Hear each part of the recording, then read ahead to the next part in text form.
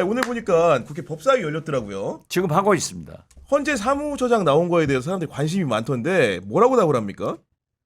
헌재 사무처장은 재판관이 아니에요. 네. 법원행정처장은 대법관이기 때문에 굉장히 책임 있는 답변을 하시는데 네. 헌재 사무처장은 제한된 범인데 그래도 어떻게 해요?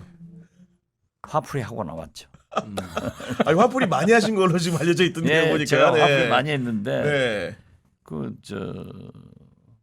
일부 방송들에서 쇼트로 다 올리더라고요. 그러니까요. 그냥 끝나면 예. 올려버려요. 그게 더 호소력 있습니다. 이런 주제는.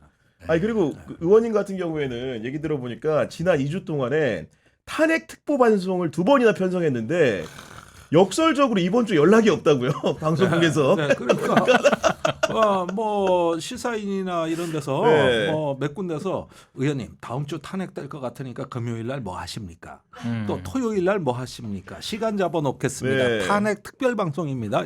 이래가지고 2주 전, 3주 전부터 캐스팅 다 돼가지고 갔더니 별 내용이 없어. 무슨 특별 방송이야? 특별한 선고를 안 내용이 하니까요. 없는데. 그러니까, 네. 그러더니 요즘은 그 전화도 안 와 이제.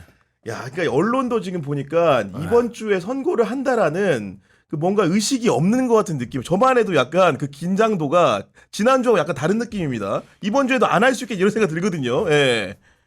그래서 저는 박지원부터 다 틀려요. 그래서 저는 혹시 네. 지금 법사위 하다가 하도 답답하니까 경향TV 구고영의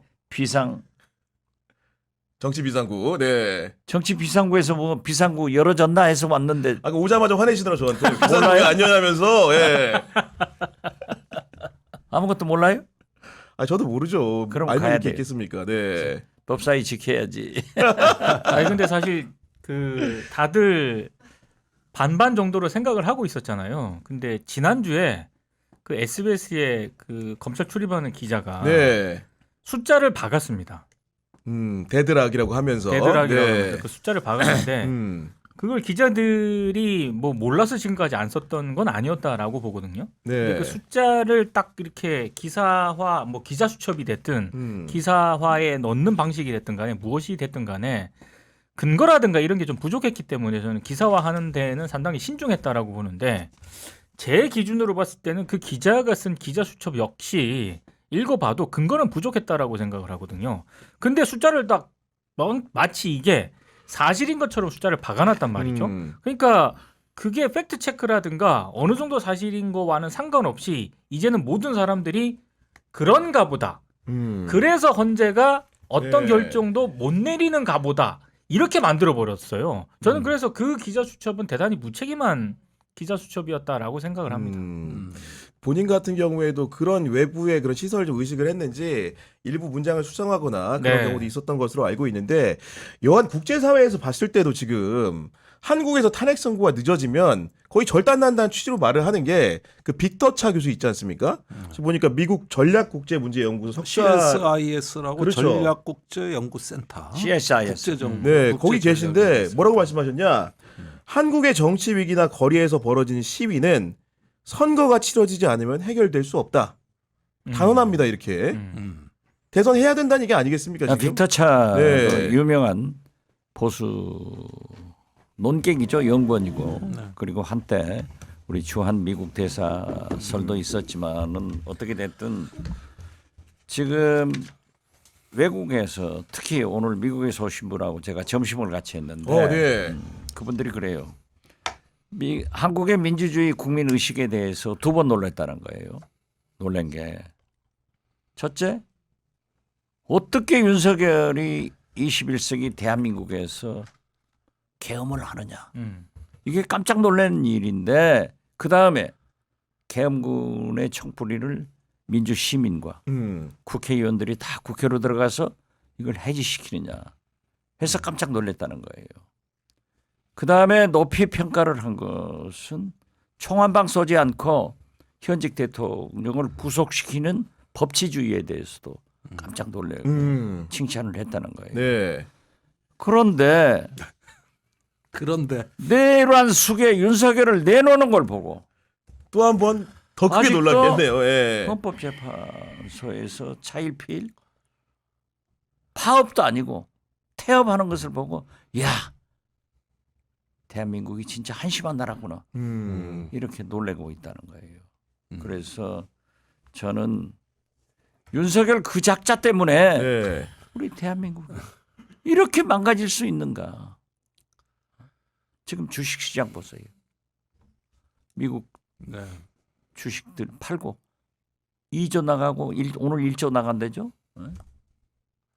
자, 우리 자영업자 20만 개가 문 닫잖아요. 네.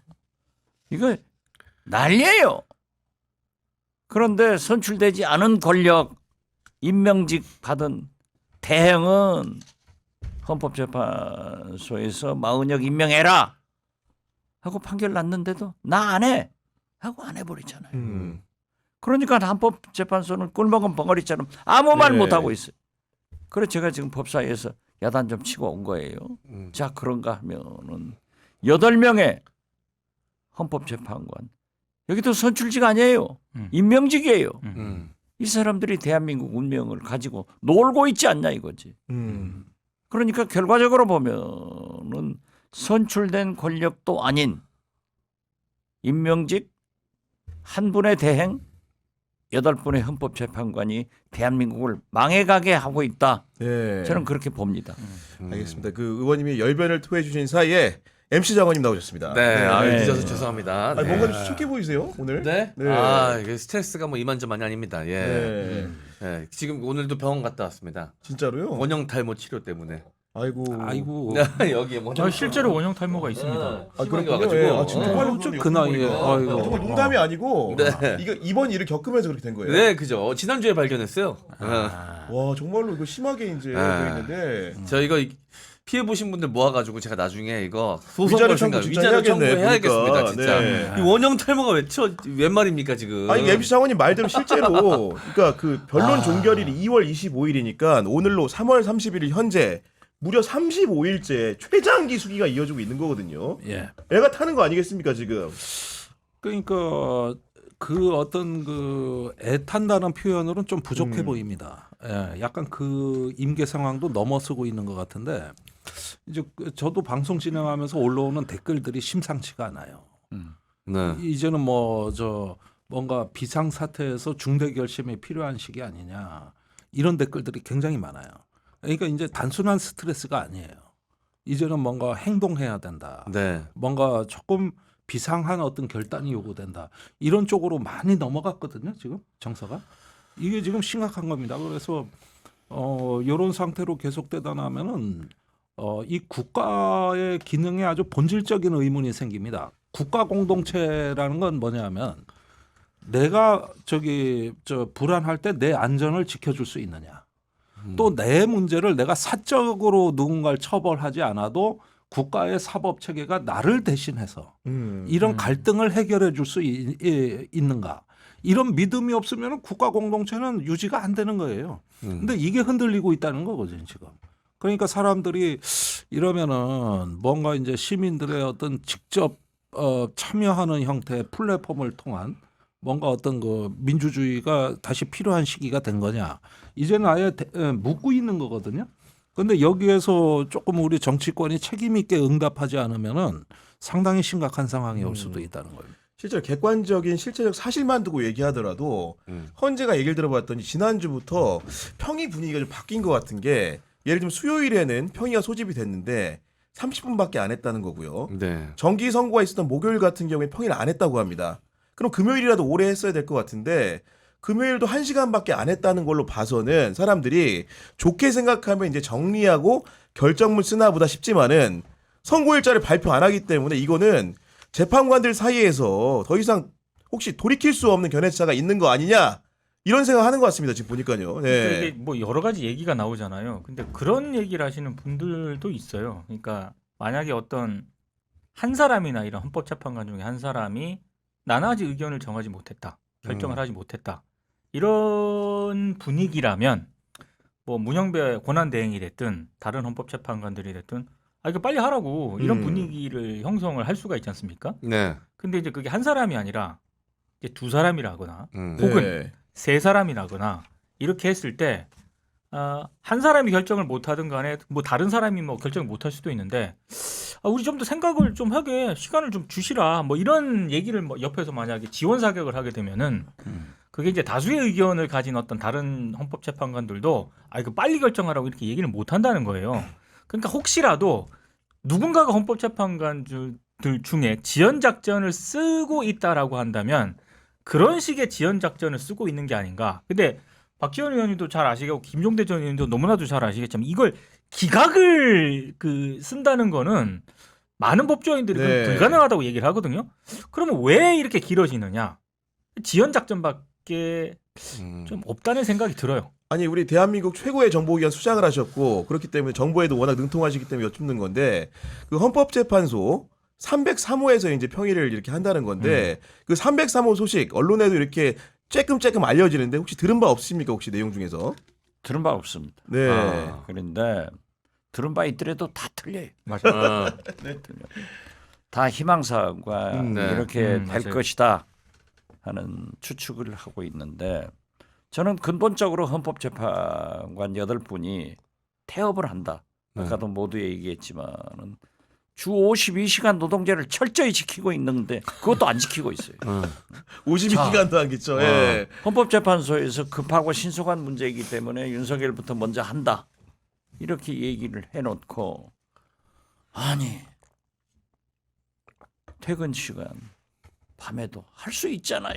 늦게까지 해야죠. 주말에도 할 수 예. 있잖아요. 주말에도 우리 해야죠. 5,200만 국민이 다 기다리고 있고 이 갈등 비용과 경제적 손실을 헌법재판관들이 책임질 거예요. 저는 이상한 게 아침에 눈 뜨고 일어나면은 나라가 안 망했어. 망했어야 되는데. 그리고 내가 집에서 잤구나. 안 잡혀가. 이게 비극입니까? 희극입니까?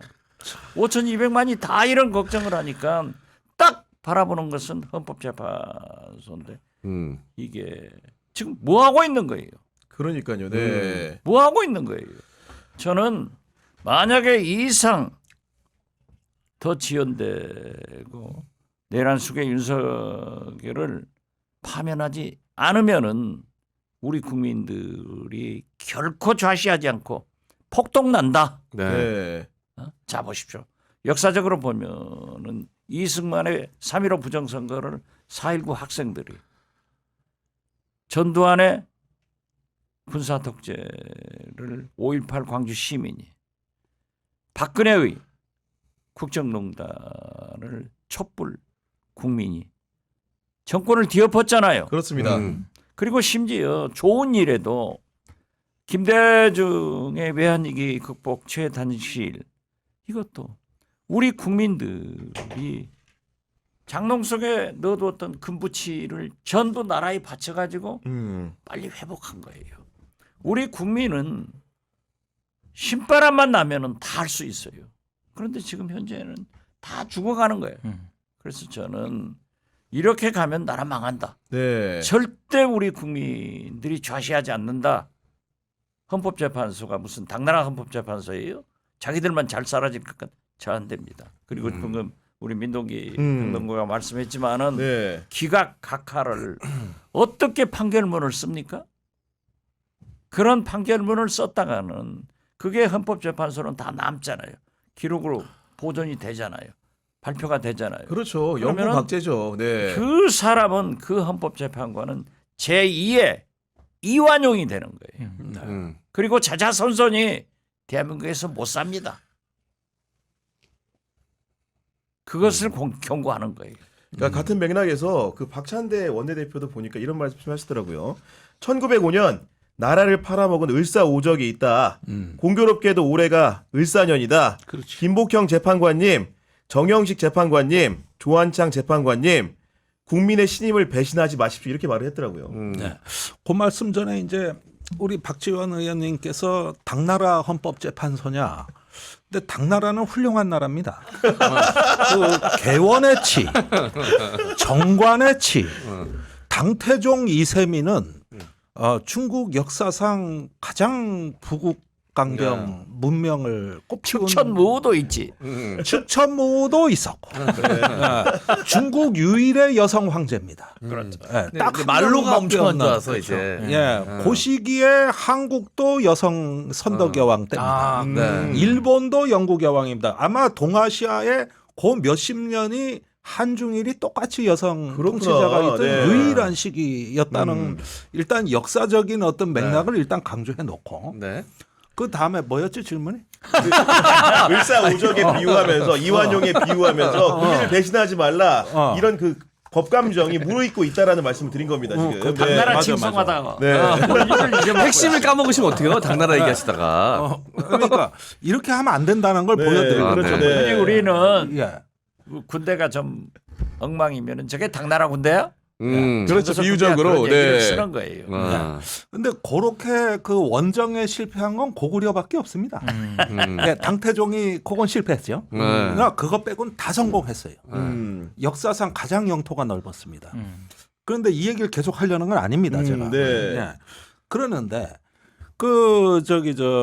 지금 일단은 이런 상황에서 을사 오적이 오적, 될지 네. 팔적이 될지는 모르겠지만 제가 보기에는 이 정치가 이제는 하나의 솔루션을 낼 때가 됐어요. 제가 보기에는 4월 1일 이후에 일단 전략적 과제는 한덕수 대행 처리 내일이 문제예요. 되면 만약 임명 안 하면 그렇죠. 네. 놔둘 거냐 탄핵할 거냐. 그다음에 18일이 넘으면 헌법재판소 기능을 존속하기 위한 입법을 할 거냐 말 거냐. 그렇죠. 네. 그것마저도 여의치 않으면 3단계 그 다음 단계는 국무위원을 어디까지 용인할 거냐. 이런 어떤 점점 에스컬레이션 되는 시나리오가 지금 기다리고 있는 거거든요. 네. 그러면 그 시점 어느 시점에 그러니까 제가 보기엔 2단계에서 3단계쯤이 이제 시민이 봉기하는 시점이 될 겁니다. 네. 1단계는 조금 시기상조라고 보더라도 네. 2단계와 3단계 시나리오 중간쯤이 될 거다. 네. 이때가 시민이 직접 봉기하는 이제는 시위가 아니다 이제는. 네. 요 순간이 될 걸로 보여지거든요. 네. 그러니까 이거는 시민들이 이제 헌재에 대한 단순 규탄이 아니라 이 헌재 문제를 처리하는 그 솔루션을 두고 결집할 가능성이 높다는 거예요. 그렇게 되면은 4월 중순 이후가 대한민국의 운명을 가를 시점이 되는 것이죠. 이때가 바로 당태종이 쳐들어온 걸 고구려에서 그냥 작살내버리는 아주 그 중요한 국가의 네. 그런데 네. 그렇게 막된 길로 가면은 경향 TV 시청자들이나 우리 국민들이 너무 절망해요. 그러나 이 어려움 속에서도 우리는 가능성을 찾아봐야 돼요. 지금 4월이 가면 떠나갈 사람 윤석열 아니에요? 예. 5월이 오면 울어야 할 사람 김건희. 네. 패티김의 노래를 생각하자고요. 그런데 지금 언론 보도나 헌법재판소에서는 내일 모레 4월 2일 날이 재보궐선거예요. 그렇죠. 네. 그러니까 정치적 영향력을 안 주겠다 네. 해서 이때까지는 선고를 하지 않는다 네. 하니까 이번 주에 가능한 것은 3일 혹은 4일인데 이러한 중요한 선거는 대개 특별기일을 4일 날 잡아서 4일 할 수 있다. 거기에 헌법재판소를 압력해야 돼요. 그게 어제 채널A 기사입니다. 네. 채널A가 네. 4일을 찍었어요. 3, 4일. 4일이 안 되면은 또 그 다음까지 있는 18일. 게 네. 4월 11일 그렇죠. 금요일 그다음 금요일까지 금요일. 또 네. 일주일이 있어요.